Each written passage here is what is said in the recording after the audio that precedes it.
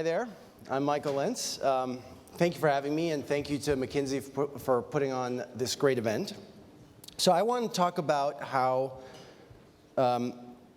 financing can help accelerate the adoption of very exciting new forms of infrastructure: solar, wind, batteries, LEDs, water efficiency technologies.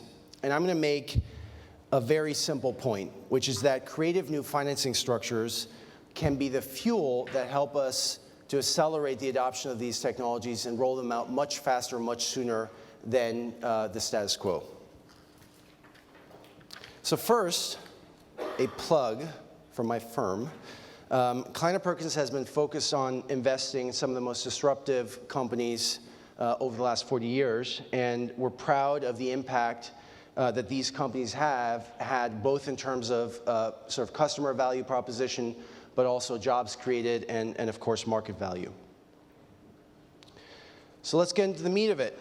So before I talk about financing, I think it's really important to spend a few minutes giving you the technological context for some of these new financing structures. So the technological environment is one of, I would call, extreme cost curves and nonlinear adoption of a broad set of technologies: solar, LED, et cetera. And here's one example. Here's solar. And you've seen a price drop of about 8x over the last 15 years. And during that same period, capacity has grown by 200x over that time. Seems impressive, except we're not done yet. So solar will likely drop about 50% in cost over the next decade. And at that point, almost no matter what the price of gas is, solar will get to the point where it beats gas-fired generation hands down. So what does that mean? It means that the global installed capacity, even though prices will only go down about 50%, will probably increase 10 to 15x. And I had a very interesting conversation over lunch where somebody mentioned a gigantic 40-gigawatt power project that was being developed. And that seemed really impressive until I thought about how much solar we're going to install over the next decade, and it seemed slightly less impressive at that point. So the impact of this is already being felt by incumbents. So this is some data that McKinsey was kind enough to share with me, which shows European utility EBITs, just how that's developed between 2008 and 2013, and you see the dramatic impact that wind and solar penetration has already had. And if you look at the market caps of European utilities, you're going to see an even greater impact, including market cap reductions of 80+% over the last 5 years. That has a number of reasons, but certainly a major one is wind and solar penetration. So that's solar. The same thing applies to a number of different technologies. Here's LEDs, where I would argue that the story is actually more extreme, where you've had a 7-fold reduction in cost over a period of 5 years, all while the LED bulbs have actually gotten consistently better. And again, we're not done. This trend is continuing. Same thing for batteries. So you see here over the last 5 years, roughly a 2 to 3x reduction in battery cost, and this trend will continue as well. And the impact that we'll see on storage and transportation will be very large. So I've shown you all these cost curves, and it seems obvious, at least to me, that it's a matter of time before these technologies displace incumbent technologies. Who knows whether it happens over the next few years, whether it happens in the next 5 years. The magic of the cost curves is they just don't stop, and at some point it's inevitable. However, we are still dealing with technologies that in terms of upfront costs are still very high in cost, and at the same time have very attractive total cost of ownership because of low operating costs. So obviously, there's a role for financing. And I would argue that financing can be, and in many cases has been, the catalyst to foster incredibly fast adoption of these technologies. So as a firm, we've been focused really on three aspects of financing needs. The first is just shifting the capital costs of these technologies into the operating costs. And obviously this requires very, very large amounts of capital. And the obvious example is residential solar. And residential solar certainly took off when the conversation that somebody could have when they were selling a solar system was not about how many tens of thousands of dollars somebody was going to spend on their solar system, but it was about, do you want to save on your utility bill? And once you could have that conversation, the sale was very easy, and you've seen the explosion of residential solar and companies like SolarCity to prove it. The second area we've been focused on is just the changing credit counterparty. So whereas before, you've got largely large institutions, large balance sheets, a certain type of underwriting, moving now in a distributed world towards individuals, SMEs, et cetera, and you have to change the way you think about underwriting those risks.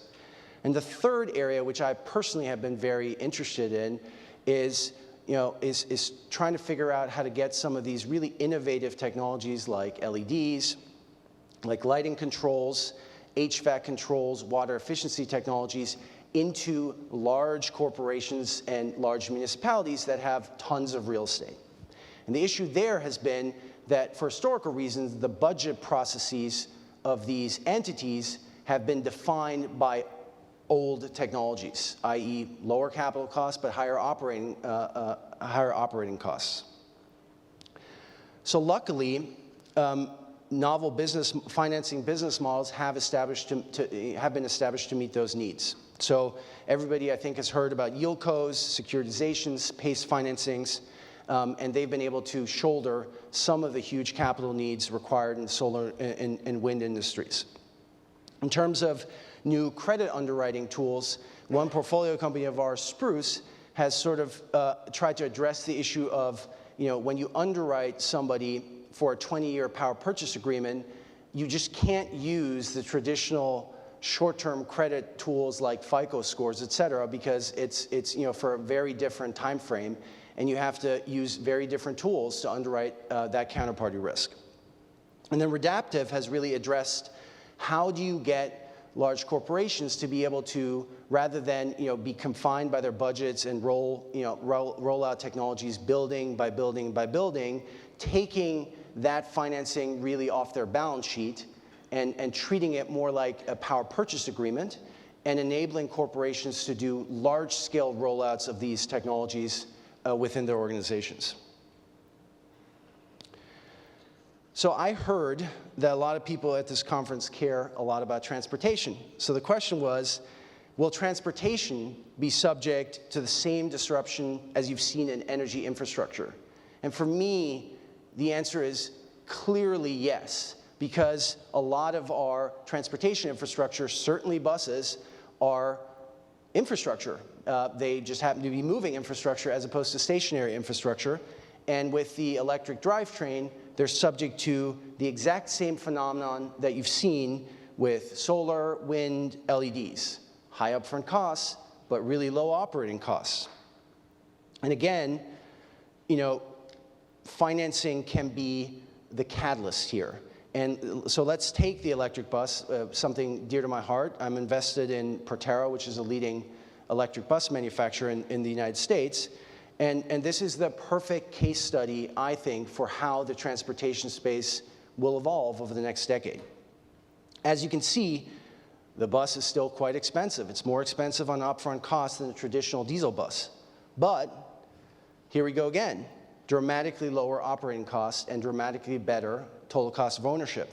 And financing, again, can be the facilitator to help this type of particular technology achieve mass adoption.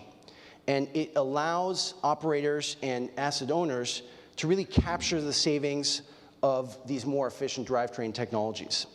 So in solar, when we moved from cash purchases to finance solutions, we went from talking about cash costs to cents per kilowatt hour.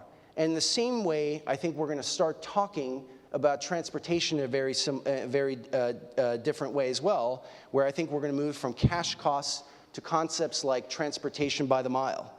And as we've seen in solar, you had lots of new companies emerge as these financing technologies rolled out, and I think we will see the same, many new business models in the transit space, and I think pretty dramatic growth of these novel technologies. So it may be hard to imagine now, but I think we'll see a fundamental transformation of public transportation in the urban core as a result of, frankly, ultimately, the battery cost curve. So, thank you. And if anybody wants to brainstorm about new financing technologies, please grab me after this. Thank you very much.